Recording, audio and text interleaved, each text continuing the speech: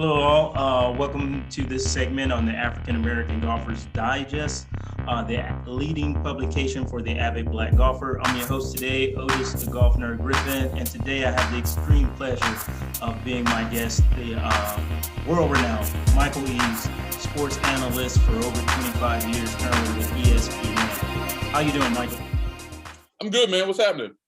I'm doing pretty good. As we know, this is the time of year all of us golfers are just in ants to just get out there and go do it because it's April and it's that time of the year where we get to set these new goals and hopefully achieve some of them. If not, we still have a wonderful golf year. We see you rocking the wonderful Masters quarter zip. What's going on at ESPN in this year's Masters with having Masters so close and back-to-back like we just had with the champion Dustin Johnson just a few months ago and about to go into Masters year 2021 so soon? It just seems COVID made everything different. Yeah, you talk about this time of year. Masters Week is my favorite week of the year. And that was even before I started covering the event at ESPN. I played golf since I was a kid, and the Masters to me was always the beginning of the golf season. Growing up in Kentucky, like it's warmer now, you can get out, you can hit balls. The days are longer, so you have more daylight, to get out and practice and play at things of that nature. And then just from a sports standpoint, the drama that this event always brings for the fans on television watching every year, for me, it's just been like the highlight of a sports calendar for me. It always has been. So I'm excited about it. And it is, as you mentioned, a very short turnaround from November of last year to this one. It feels like Dustin Johnson won a year ago, but it was only 6 months ago that he actually won the green jacket for the first time. So that kind of intrigue will be interesting as well. But from ESPN standpoint, since we started taking over the coverage during the week, I mean, clearly they started that before I got there, but what ESPN has done, through the generosity, quite honestly, of Augusta National, is to allow us to bring more and more coverage during the week to golf fans at home, whether it was, extending the windows on Thursday and Friday, the par 3 on Wednesday, although we won't have it this year. But also now what we're able to do through ESPN and also ESPN Plus is to show some of the practice rounds on Tuesday and Wednesday. So we're showing the golf course, parts of the golf course that had never been seen over the last couple of years because you never really saw anything until the par 3 on Wednesday and then really the tournament on Thursday and Friday. But we've been able to do that the last couple of years, and we're going to do that once again this year, starting on Tuesday on ESPN Plus and then Wednesday on ESPN and ESPN Plus to show you different parts of the golf course that we typically don't see during the beginning of the week. And another thing too that happened last year as a result of the pandemic was that because there were no patrons on the grounds last year at Augusta National, they allowed us to put some cameras, us, ESPN and CBS, to put some cameras in areas that typically were off limits. And they were so well received that some of those camera locations will be brought back in 2021. And for me, I love that because until you go there, it's really hard to get the full grasp of just how great of a piece of property Augusta National is. And you'll never get it unless you go. But these other camera angles that just show you different vantage points on the golf course, I think just make it even more of a viewing experience for people at home that are watching. And I'm really excited about that aspect of it from a coverage standpoint, that we can show people at home more of this tremendous piece of property. That sounds awesome, because I think any American golfer would consider Augusta National to be the golf mecca for American golf. So to be, it is, well, without question. I mean, I don't mean to cut you off, but from public golf standpoint, it's probably Pebble Beach. Okay, anybody can go to Pebble Beach. Right. Not anybody can go to the Masters. Not anybody can go to Augusta National, and that is what makes it even more special because it takes quite a bit just to get there. Not from a player standpoint, from a media standpoint, and clearly from a patron standpoint. You can't just roll up and go anytime you want. You can't just go buy a ticket somewhere. You have to be in a certain position to get that type of access and to be able to show it and bring it to people who can't go themselves. I take a lot of pride in that, quite honestly. That's awesome. What's the patron field is going to be like? Are they going to do like some of the other events, or they're at 20% capacity, 10%, or there's still going to be no fans at Augusta? Or are you aware of any? Yeah, there's going to be limited capacity. Augusta National has not announced a specific number, like some of the tour events, around 20% we saw at the Players Championship. They've not given a specific number, but you also have to remember they have limited access anyway. Like from all the tour events and all the majors, they have the least amount of patrons on the grounds compared to any other tournament. Which from a patron experience, if you are there, it enables you to get around the golf course a lot easier. That's without question. And last year, there were people on the grounds, but they were all members and their spouses. That's all we had on the grounds last year. So to go from that, which was quite honestly a little eerie, because you're just used to a lot of people being there, to hardly anyone there, to limited capacity and a certain number of patrons being there, whether it's 15, 20, 25%, we don't know exactly. But that's going to feel more like the Masters than it did in November for sure. It's good. I think patrons there may make a big difference as far as I hear a lot of the players talk about the difference having fans there. I'm not sure how big of a impact it's going to have in this year's Masters with the amount of fans, but I'm sure it's going to make a difference as far as the energy level. I know I Yeah. went to the stadium course in Arizona for the what they call the people's the people's tournament, excuse me, and it all I heard was the missing of the fans and the energy that usually is there. I mean, the people that were there made as much energy as they could, but you could tell the some of the energies was missing by sheer volume of people. My question is, when you first went there for the first time, what was one of the things that most amazed you being on the grounds yourself, finally getting to see Augusta hands on? I'd say it's all from the aesthetics.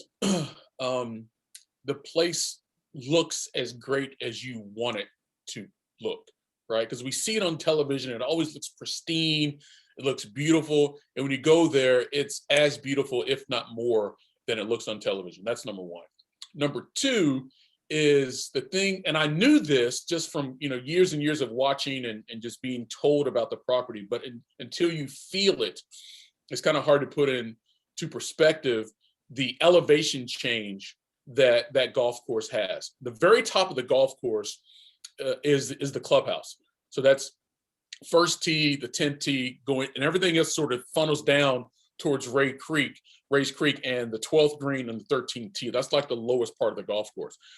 That elevation change is dramatic. And so walking down 10 fairway, walking up 8 fairway, like you just get an idea just how steep some of these hills are. And it's really hard to do that on television, even with HD and 4D cameras we have going on right now. That for me was the biggest thing. And I honestly, I always wanted to feel the golf course. Like, I mean, I've been watching this tournament since I was a kid, so I can tell you each and every hole.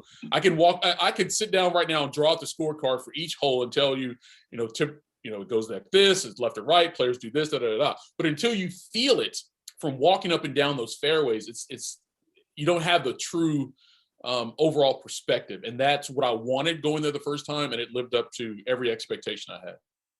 It's awesome. So this Masters, I think you're going to step into a new role into this year's Masters. Could you tell us a little about this new role you'll be taking on?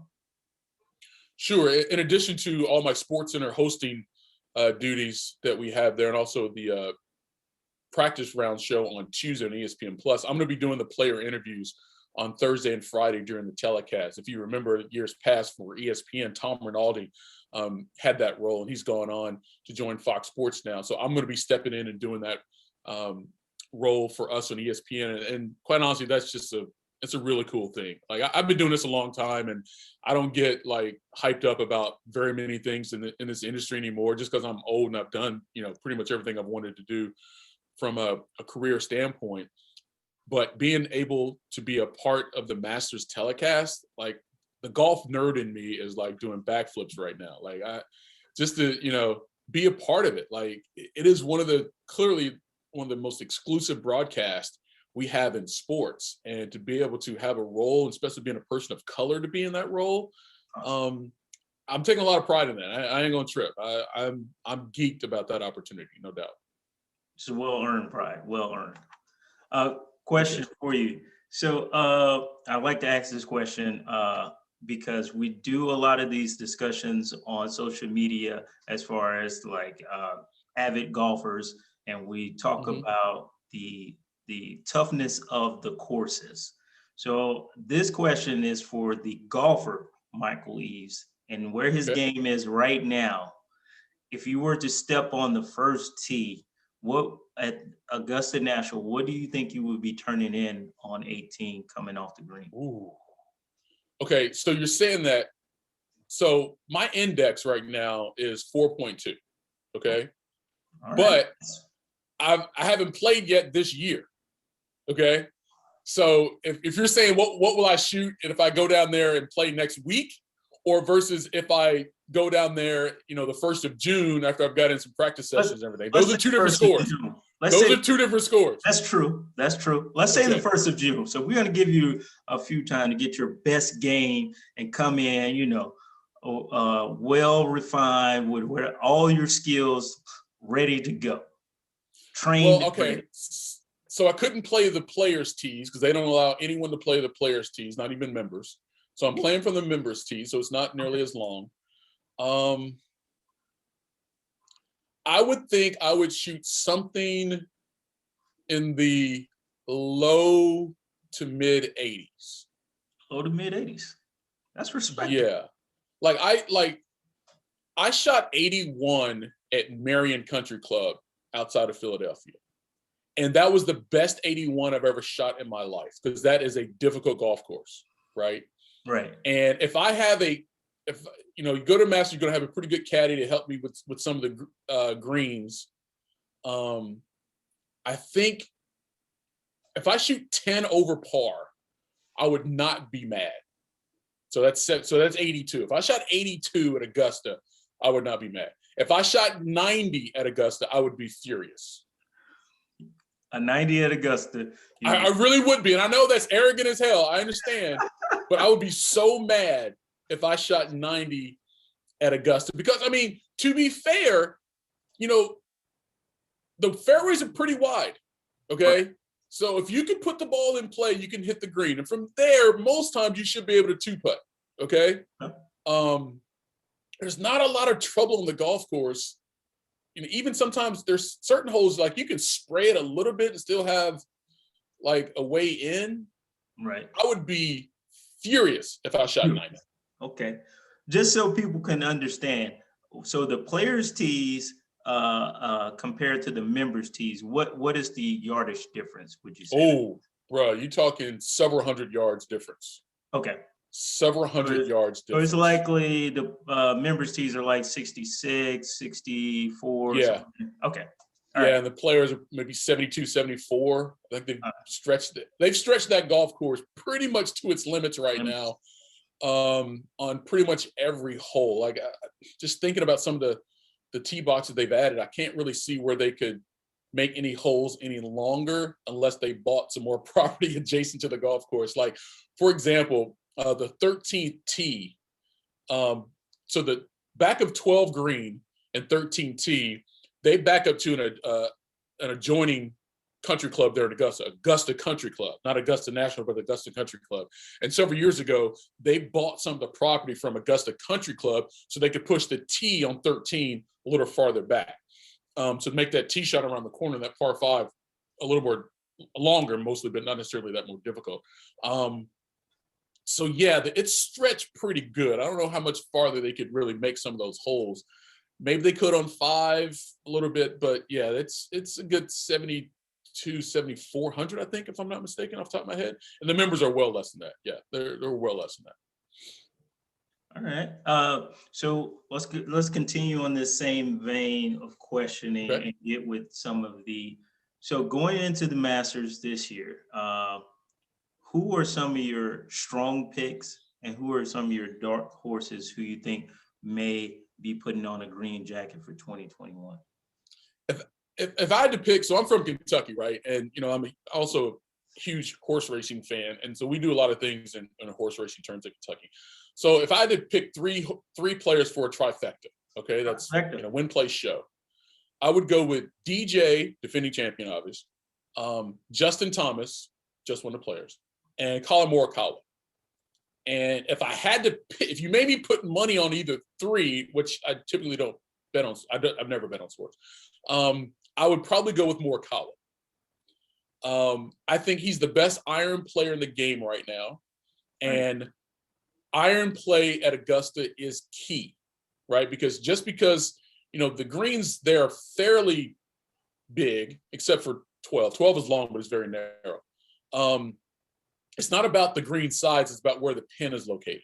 And depending on where the pin is located, some of the green doesn't matter because the last place you want to be is on that portion of the green, with the undulation, right? Right. So iron play is key, and he's the best iron player on tour right now. His putting is not where it should be, quite honestly, for a player of his skill level. But if you're hitting it close enough, you don't have to putt it great, right? So I would probably go with him. Now, if you're going dark horse, someone, that a lot of people wouldn't be thinking about, I'd probably put Tommy Fleetwood there, just because he's so steady. He doesn't really get rattled very much. He's a guy that probably should have won a major by now, and he tends to play well at Augusta. But also some of the younger guys, like a Victor Hovland or a Matthew Wolff, like I wouldn't be surprised if they're on the leaderboard come Sunday because, they've got the game, they're fearless, and that helps when you play a place like Augusta National in a major championship. So yeah, those would probably be some of my dark horses in terms of guys that can put up some numbers and be in contention. I wouldn't pick either one to win, but if you told me they finish, 2 shots out of the lead and a tie for fourth, I'd be like, yeah, I can see that. You can see that. I love those picks. I personally, Morikawa, as you said, is probably one of the best, if not the best, iron player on tour currently right now. He's so good, man. I love watching him hit balls. Like, that's the golf nerd in me. Like, when I go to these tour events, especially the majors, I love going to the range and just watching the best players in the world hit balls. And watching Colin swing, just the tempo, everything. If you absorb any of it, your game's going to be better. And I told him after he won the PGA Championship, I said, I would give you my car if I could have your takeaway, right? Just the takeaway on his swing is so good. Like if you have a good start, it's much easier to have a better fitch, right? True. His takeaway is so clean and so crisp and just pure. Like if I had his takeaway, I think I could handle it from there. But he's so good, man. He's so good. Dude, he's got 4 wins and he hadn't even turned 25 yet. I mean, that's some Tiger Woods type stuff, right? That's how good of a player he is. And if he literally improves his putting, let's say 15%, 20%, he would be hard to beat. Like he will be so hard to beat because like right now, like putting, shots gained putting, I think he's like around like 140 or 150, something ridiculous, right? I saw that. But if it goes up, let's say it's average, bruh, he's going to be in contention at every single tournament because he's going to be in the middle of every green if he wants to be. Right now, he's putting for birdie every time. I remember when he first hit the scene out of college, and they were talking about him. Not in the same. He was great, but he wasn't in the same esteem as Hovland and Matt Wolff. But I heard that when they were doing like TrackMan and they were doing everybody's dispersion, he had the same dispersion with a 7-iron that people were having with wedges. And I was like, dude, that's legit, man. That's legit. I was talking to someone earlier about the Masters, and I said that, Colin Morikawa would be someone I would pick. And, he's not as long as DJ or Bryson or some guys, or even Matthew Wolff for that matter. But his 6-iron is as good as some dude's 9-irons, right? And so then at that point, it doesn't matter what the yardage is. It's just the fact that he's in the fairway and he's going to put it to 10 feet. And then who makes the putt from 10 feet? And that's why, again, I think he will always contend in majors, or at least should have a good chance to contend, especially a U.S. Open, dude. Like, I don't remember where he finished last year at Winged Foot. But plus it was also after the PGA Championship. So like, the whole mindset, playing your first major after winning your first major is a thing. I think he'll play better here than he did last time. But yeah, dude, his game's legit, man. He can play. Love it. So since you've obviously are a big golf nerd, big golf fan, what are some of the things like has helped your game personally get and be able to keep your you said you're a 4, index around a 4. So were you always a 4? Or did it take you a while to get to a 4? Or were you like a 4 in high school and just kind of maintained it the entire time? How did that work out for you? Yeah, as I said, I started playing, I was probably 7, 8, somewhere in there. Just my dad played, and I just wanted to be around my dad. And so if I was going to be out there on the golf course with him, he wanted to make sure I was, capable of playing well. So, I mean, I've played since I was a kid, and I was, I qualified for the Kentucky State Golf Championship my senior year of high school. So I've always had some natural talent as it comes to playing golf. And then got to college. I walked in the golf team at Kentucky my freshman year, and then I realized pretty quickly how good I wasn't. And I was on an academic scholarship, so I didn't need the golf to stay in school. I needed the grades, so I didn't continue after my freshman year. And then career-wise, kind of took over, and I was all into my career, and I would play here or there, but I didn't play as consistently, and I sure in the hell didn't practice, right? And so I'd say my index, my late 20s, early 30s, probably got up to 10, maybe double digits probably. And then it wasn't until I moved to California back in 2003, when I started working for Fox Sports, where you have golf weather, 12 months out of the year. And I just started playing more and more golf. And then at one point I made a commitment to start playing some more events, like competitive golf, as opposed to, playing money games with my boys.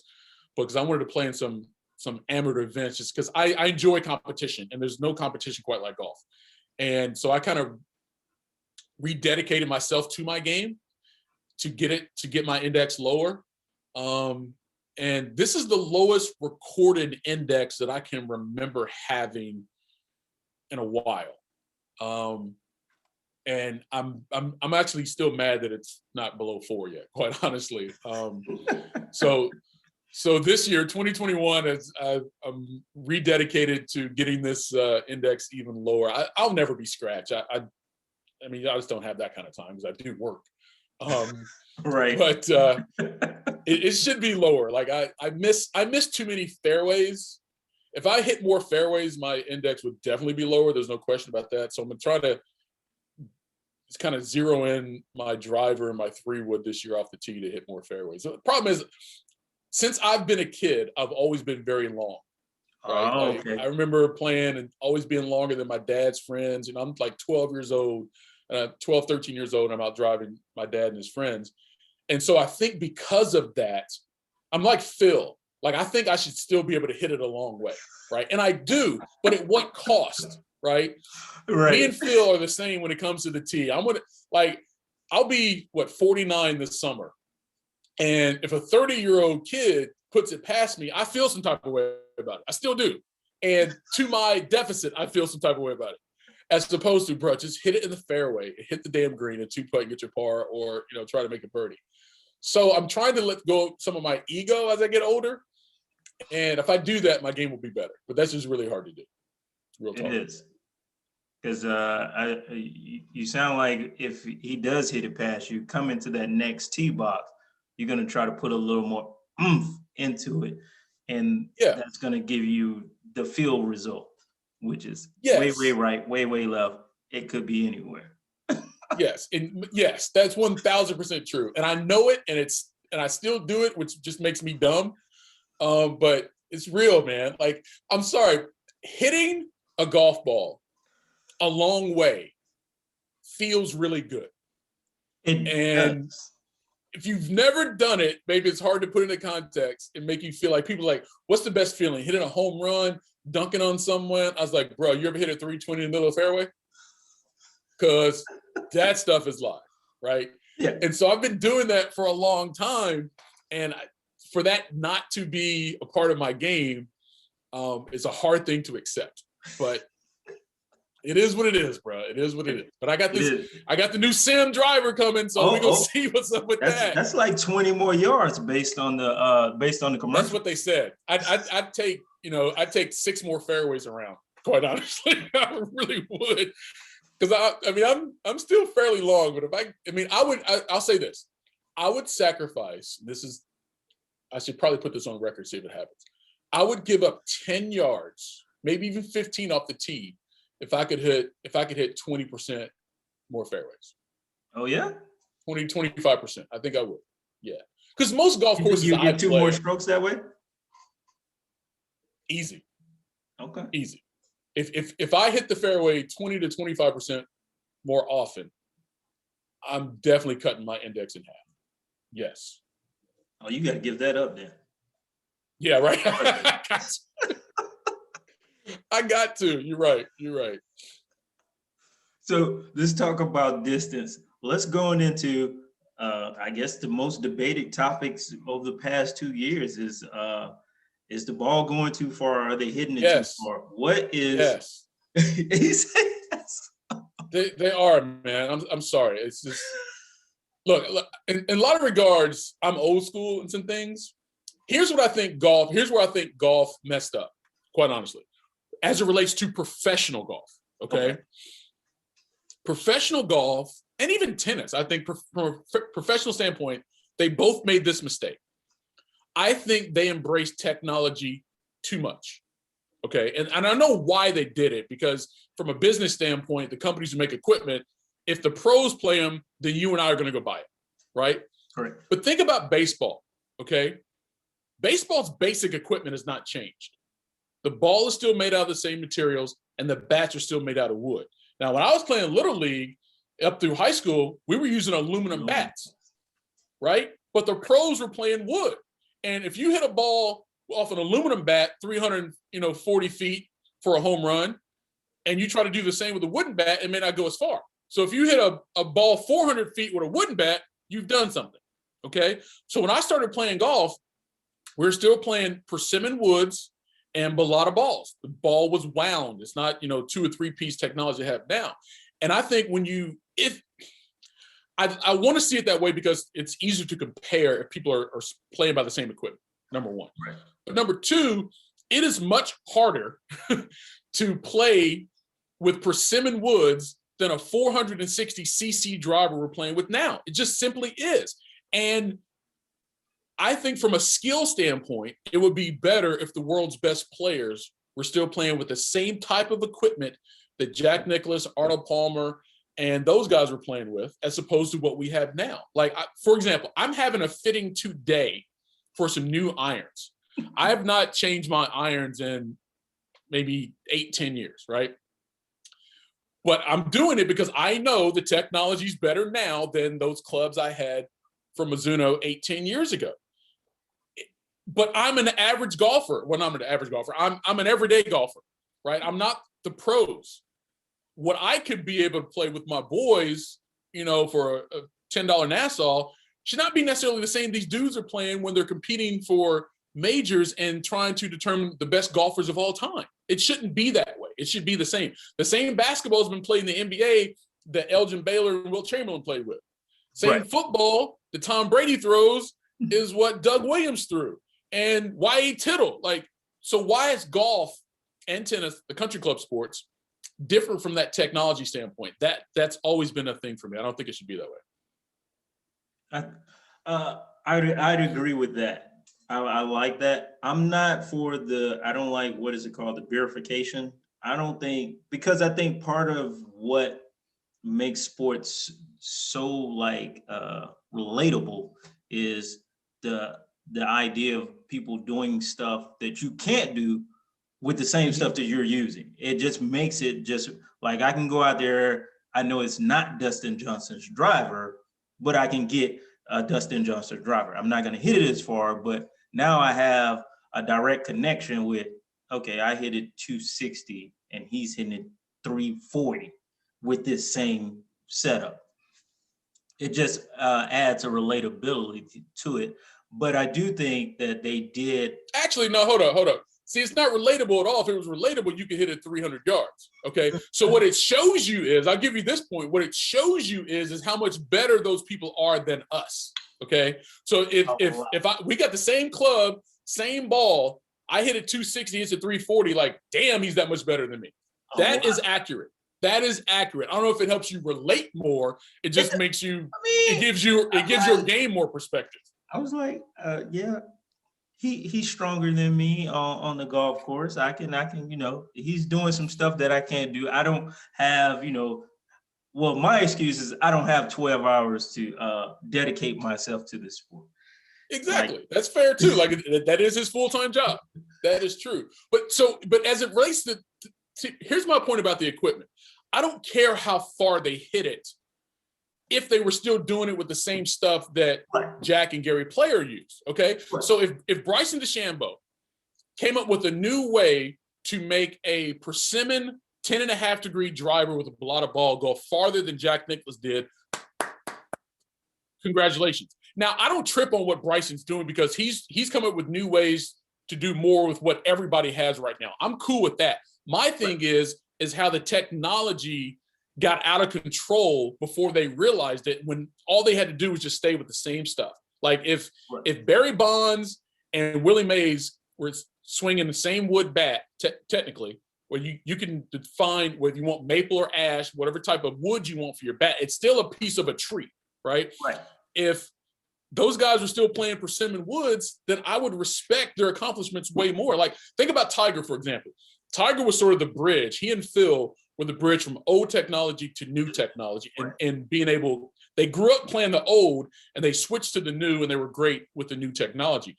You just don't have those players anymore. Like Jordan Spieth has never hit he may have hit in practice. He's never played a tournament with a persimmon wood and a blotted ball, right? He never has because he's too young. That to me is where the issue is. I'm all about these athletes coming up with better ways to do what they're doing. I just wish from an equipment standpoint, it was the same as it was in years past.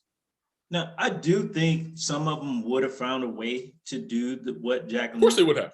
Because Jack Nicklaus was longer on tour than the average players. All of the, Arnold Palmer, all the rest of them were longer on tour. They figured out a way to make the blotted ball go further than anyone else was doing it.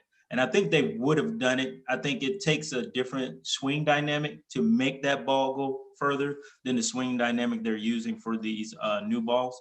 But I think in the effort, when they did the transition with the technology and the equipment, they were just putting stuff together in order to make it go further. And they didn't ever have anybody say, whoa, hold up. Because I think when they were putting it together, people hadn't figured out how to maximize it yet before they brought out the new part of it, or the new version, the 3-piece, the 4-piece, and the urethane cup. And by the time all of them were released, now we're getting people who are now maximizing on the technology. And now you have some courses that are going to be really somewhat obsolete as far as the standpoint goes, that were historically just great courses to play from a skill level standpoint. I think that only applies to the pros, though. And I wouldn't necessarily say they're obsolete, definitely. But the scoring that you could potentially see at those venues would be different. And I think if you're trying to hold a major event at some of those venues, you probably wouldn't go back to them if they're not a certain length at this point. But if you go, I remember when the first titanium driver came out, right? And there's a couple reasons you would do it. Because it would last longer than a persimmon because it was metal versus wood and things of that nature. And then what happened, because of that driver, and then they realized they could make them bigger without making them heavier because of titanium, then the emphasis went to, all right, so we got this club that can hit a ball farther, or can stay in play longer than a persimmon. How about we start seeing what kind of ball changes we can do to go with the driver, more so than it was about the irons, right? And so it was from that point where the two started to go hand in hand, matching up your ball with your clubs. And now when you go for a fitting, especially guys on tour, back in the day, you would take an iron or a club and you put a piece of tape on it and you would hit the ball and see where it would be in relation to the center of the face. And based on that, you would change your lie, either, upright or flat, to try to hit more in the center of the face. It's way more about, spin rate and things of that nature now. Like, all right, so this is the club that gives me the best, but how does this ball respond to this club? How does this ball respond to this club, right? And that's where it started getting out of control. And then it's like, from a manufacturing standpoint, it's like, all right, we know if we can make this stuff go farther, people will buy it, because the one thing that you typically can buy is more length in golf. That's what has driven this entire technology advancement, especially when it comes to drivers, is my pursuit to hit it farther. I will pay $500 for this driver if I can hit it 10 more yards. The entire industry is based on that. The entire industry is based on that. And because of that, we've had this explosion. And so you have the best players in the world doing what they do. I'll say this. I would love to have seen Arnold Palmer or Jack Nicklaus in their prime with modern day technology. Because, those dudes used to go after it, man. Like, they were hitting 300-yard drives back in the day. They didn't have a TrackMan to see what their swing speed was or ball speed was. They didn't have that. But you go back and look at some old film and see how hard Jack Nicklaus swung at the ball. He'd be up there with Bryson. I don't doubt that a second. No, I definitely agree with that. So, or young Tiger, even. Give me 21-year-old Tiger with today's technology and see. He was lapping the field with distance when he was 21. Right. Put him on some new game right now and see what that would do. Definitely. I imagine it'll be carrying 360, maybe 370. It'd be out there, bro. I mean, he was putting Walmarts in between his ball and his competitors. I mean, like, it was like night and day where he was from a length standpoint and all the other top tier players on tour when he first came out. It was ridiculous how long he was compared to the field. Where now Bryson is the longest, but if you look at guys on tour, he's not stupid long compared to other guys. Like, Dustin still hits it long. Koepka hits it long. Brooks still hits it long.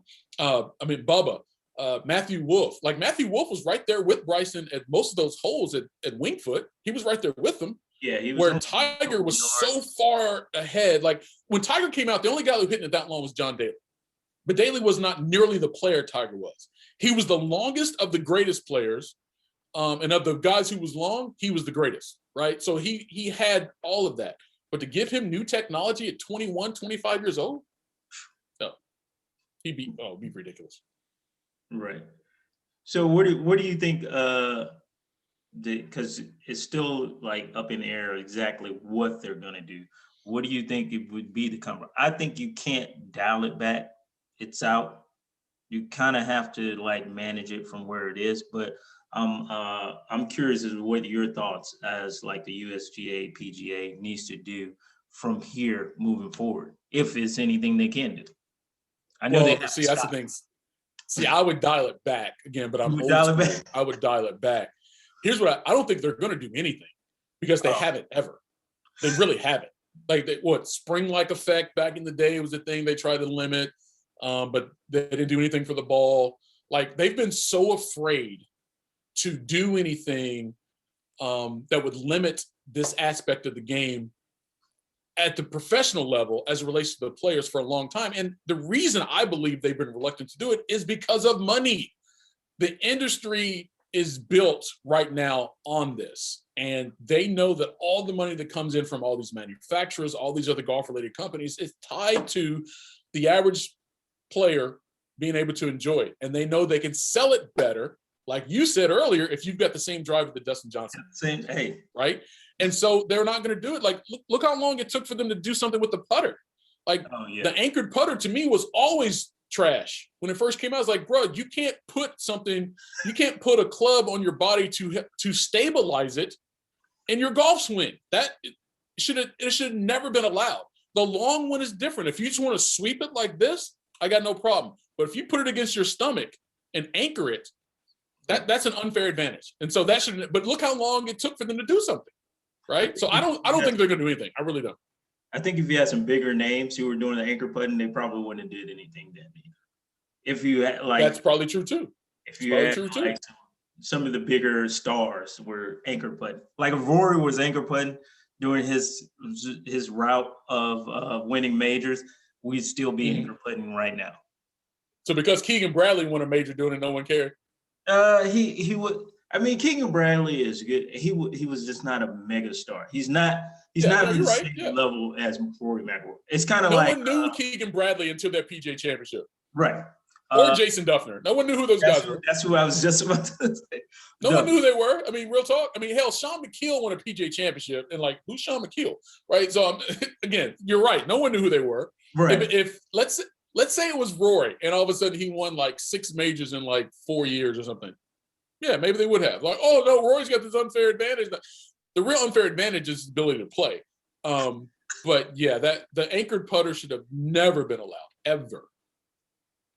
Man, this has been one of the best interviews I've had. A fellow golf nerd on here with me, able to spew back all the golf facts is just an awesome, awesome experience.